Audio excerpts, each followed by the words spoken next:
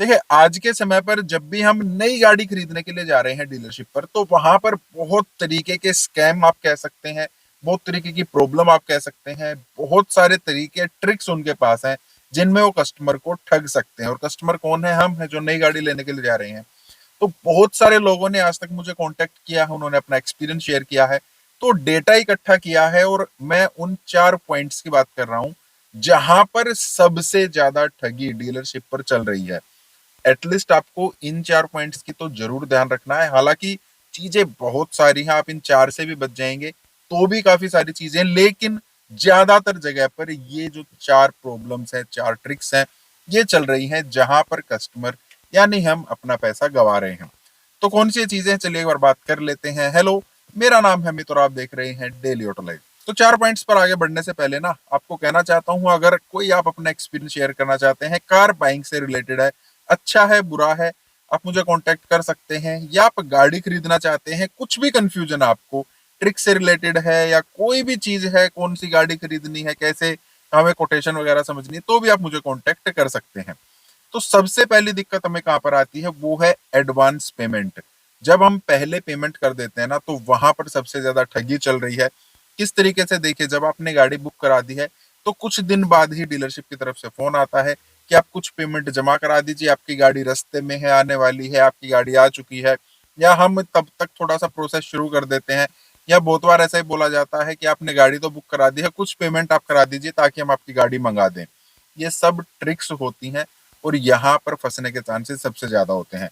और उस केस में तो और भी ज्यादा होते हैं, अगर हमने गाड़ी का लोन करा रखा है और लोन वाला अमाउंट हम डीलरशिप को पहले भेज देते हैं, जब तक हमने अपनी गाड़ी नहीं चेक की है, जब तक वो गाड़ी वहां पर आ नहीं गई है, मतलब डिलीवरी से पहले अगर हमने अपनी एडवांस पेमेंट दे दी और खासकर अगर लोन अमाउंट दे दी, फिर हमारे फंसने के चांसेस ज्यादा हैं। क्योंकि बाई चांस बाद में कुछ गड़बड़ होती है, गाड़ी ठीक नहीं निकलती है, पुरानी निकलती है, कोई इसमें प्रॉब्लम है, डील पे वो नहीं रह रहे हैं, तो उस केस में जो पेमेंट आपने दी है ना, वो तो आप रिटर्न मांग सकते हैं, वो उसको ट्रांसफर भी आपको कर देंगे। लेकिन अगर एक बार बैंक की तरफ से लोन उनको ट्रांसफर हो गया है और आपकी ईएमआई शुरू हो गई है, फिर उसको रिटर्न करना बड़ा मुश्किल हो जाता है।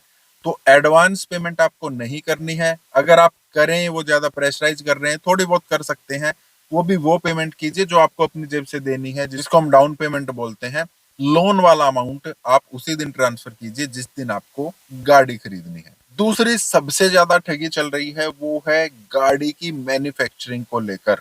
अब काफी सारे लोग क्या कर रहे हैं, अभी जैसे 2025 गया है, 26 आ गया है, उसमें बोल दिया जाता है कि हम आपको नई गाड़ी ही देंगे। और जब हम गाड़ी लेकर आते हैं, जब वो आरसी आती है ना, आरसी पर लिखा हुआ आता है कि ये कब की मैन्युफैक्चर्ड है, तो पता लगता है कि पुरानी गाड़ी है। या फिर बहुत बार ऐसा भी हो जाता है, हम किसी साल के मिड में पहुंच गए हैं, जनवरी फरवरी, मतलब हम मार्च अप्रैल के आसपास पहुंच गए, हम उनसे पूछेंगे कौन सी गाड़ी है, वो कहेंगे सर लेटेस्ट है, आपको मार्च या अप्रैल की मिलेगी, पता लगेगा वो तो जनवरी की गाड़ी है। तो इस चीज से बचने के लिए भी हमें, जब भी हम गाड़ी को देखने के लिए जा रहे हैं, डीलरशिप क्या करेगा, सर आपकी गाड़ी आ गई है, आप आकर देख लीजिए। गाड़ी खरीदनी हमें 1 हफ्ते बाद है, देख आते हैं हम उसको 1 हफ्ता पहले हैं। उसके बाद हमने देख लिया है, तब तक कोई और कस्टमर आ जाता है जिसको तुरंत गाड़ी लेनी है, वो गाड़ी उसको दे देते हैं। जब हम गाड़ी लेने के लिए जाते हैं, तो हमें कोई और गाड़ी पकड़ा दी जाती है। तो इससे बचने के आपके पास 2 तरीके हैं। सबसे पहला, अगर आप गाड़ी को पहले देखने जा रहे हैं, 2 दिन, 3 दिन, 4 दिन, 5 दिन पहले, डिलीवरी से इतने दिन पहले देखने जा रहे हैं, तो जो गाड़ी आपने देखी, आप उनको बोलिए कि ये गाड़ी मैंने देखी है। चैसी नंबर आप उनके सामने उसकी फोटो वीडियो कीजिए, इंजन नंबर का फोटो वीडियो कीजिए, उनको बता दीजिए ये गाड़ी मैंने सेलेक्ट कर दी है। और जो भी आपकी कोटेशन है, कोटेशन पेपर पर आप उनसे ही लिखवा सकते हैं कि ये चैसी नंबर की आपको गाड़ी मिलेगी। उस केस में जब आप गाड़ी लेने के लिए जा रहे हैं, उस दिन उसको चेक कीजिए, वहां पर आप बच जाएंगे। दूसरा, आप जिस दिन डिलीवरी ले रहे हैं ना, उसी दिन आप गाड़ी चेक कर सकते हैं, उसी दिन आप गाड़ी देखिए, आपको ठीक लग रही है या नहीं लग रही है। या एक दिन पहले शाम को भी जा सकते हैं, क्योंकि रात रात में तो गाड़ी नहीं भेज देंगे ना किसी को। और वहां पर भी आपको नोट करना है कि ये जैसे नंबर की गाड़ी है, और आपको पता लग जाएगा कि जो गाड़ी आपने देखी है वही गाड़ी आपको मिल रही है। उनको भी ये रहेगा, यार कस्टमर ने इसको फोटो वोटो करके ले गया है, तो ये गाड़ी वो लेके ही रहेगा। सबसे ज्यादा धांधलेबाजी यहाँ पर भी होती है। फिर तीसरी सबसे बड़ी प्रॉब्लम आ रही है, वो है इंश्योरेंस को लेकर। इंश्योरेंस के पैसे तो ज्यादा ले लेते हैं, ठीक है, हमें बाहर से लेने के लिए भी मना कर देते हैं, वो भी ठीक है। लेकिन बड़ी प्रॉब्लम क्या आ रही है, हमसे ज्यादा पैसे भी ले रहे हैं, उसके बावजूद भी जो चीज हमें मिलनी चाहिए वो नहीं मिल रही है। इंश्योरेंस में जो एड ऑन्स होते हैं अलग अलग चीजों के, आपने इंजन प्रोटेक्टर ले लिया, आपने रिटर्न टू इनवॉइस कवर ले लिया, आपने कंज्यूमेबल्स का जो एड ऑन कवर है वो ले लिया, बहुत सारी चीजें हैं जो हम स्टार्टिंग में ले लेते हैं क्योंकि नई नई गाड़ी होती है।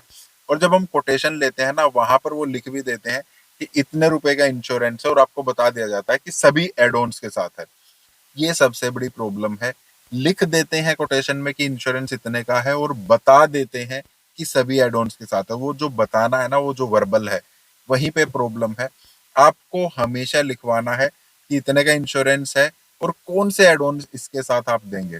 जब तक वो लिखेंगे नहीं ना, तब तक जब आपका इंश्योरेंस बनकर आएगा तो उस टाइम पर कुछ ना कुछ उसमें माइनस हुआ मिलता है। मैंने बहुत बार देखा है, एड ऑन्स के लिए बहुत ज्यादा लड़ाइयाँ होती हैं, और लड़ाई होने के बाद फिर वो जो पुराना इंश्योरेंस उन्होंने बना के दिया ना, उसको कैंसिल करते हैं, नया इंश्योरेंस बना कर देते हैं जिसमें एड ऑन होते हैं, और एक्स्ट्रा पैसा फिर से ले लिया जाता है, क्योंकि वो कहते हैं सर हमारी तो ऐसी कोई बात ही नहीं हुई थी। तो जो भी आप कोटेशन लेंगे, जिस टाइम वो कह रहे हैं कि सभी एड ऑन्स हम आपको करके देंगे इंश्योरेंस में, तो कौन से एड ऑन है वहां पर लिखवा लीजिए।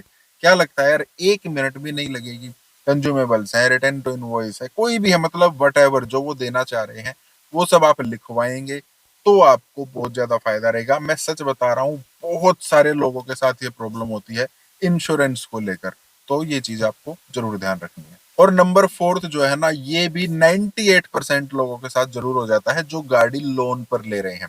जब हम गाड़ी लोन पर लेते हैं ना, तो वहां पर एक हाइपोथिकेशन चार्जेस होते हैं 1500 रुपीज के। हाइपोथिकेशन मतलब आपने किस बैंक से लोन लिया है, वो आपकी गाड़ी की जो आरसी होती है ना, वहां पर वो रिटर्न होके आता है, वहां पर वो एंडोर्स होता है। तो उस चीज के गवर्नमेंट की तरफ से ये फीस होती है 1500 रुपीज। कुछ स्टेट्स में क्या है, जो हमारे आरटीओ चार्जेस हैं उसी में ये इंक्लूड होता है, कुछ स्टेट्स में इसको अलग से लिया जाता है। तो जहां पर आरटीओ में ये इंक्लूड है वो तो आपकी आरटीओ रिसिप्ट में लिख कर आ गया, वहां पर हाइपोथिकेशन चार्जेस आपको अलग से दिखेंगे। जिस स्टेट में ये वहां पर रिटर्न होकर नहीं आता, वहां पर अलग से पैसे दिए जाते हैं। लेकिन दोनों ही जगह पर हमारे साथ प्रॉब्लम्स की जाती हैं। ये तो मैंने देखा, मैं बता रहा हूँ ना, 98% लोगों के साथ ऐसा होता है। हाइपोथिकेशन चार्जेस अलग से जोड़ दिए जाते हैं, जहां आरटीओ रिसिप्ट के साथ, मतलब जो आपने आरटीओ चार्जेस दिए है ना, उसमें इंक्लूड है, उसके अलावा भी आपसे 1500 रुपीज ले लिए जाते हैं। और जिन स्टेट्स में ये ऐड होकर नहीं आते आपके आरटीओ रिसिप्ट में, या जो आपने आरटीओ चार्जेस दिए हैं, वहां पर आपको हाइपोथिकेशन चार्जेस के नाम पर ज्यादा पैसे ले लिए जाते हैं, 5-5 हजार, 6-6 हजार रुपए। और जब बोलते हैं कि किस चीज के हैं, तो पता लगता है कि ये लोन को उसमें एंडोर्स कराने के हैं। तो यहाँ पर आपको पता होना चाहिए, और आप उनको ना बोल भी सकते हैं स्टार्टिंग में कि आपने इसमें हाइपोथिकेशन चार्जेस ऐड तो कर दिए हैं, ये आरटीओ में ऐड होते हैं कि नहीं होते हैं। अगर आरटीओ में ऐड होंगे तो फिर ये पैसे मैं आपको नहीं दूंगा, या अगर मैं पहले दे चुका हूँ तो ये मैं रिटर्न लूंगा। और जो भी पैसा आपने हाइपोथिकेशन के नाम पर लिया है, मान लेते हैं आपने 5 हजार रुपए लिए हैं, तो 5 हजार रुपए की मैं रिसिप्ट भी लूंगा। ये चीजें आपको पहले ही उनसे बात करके रखनी है। मैं बता रहा हूँ आपको, यहाँ पर भी 98% लोग एक्स्ट्रा पैसा जरूर देकर आते हैं, और इतना पैसा देकर आते हैं कि एक बार आपकी गाड़ी का टैंक आराम से फुल हो सकता है।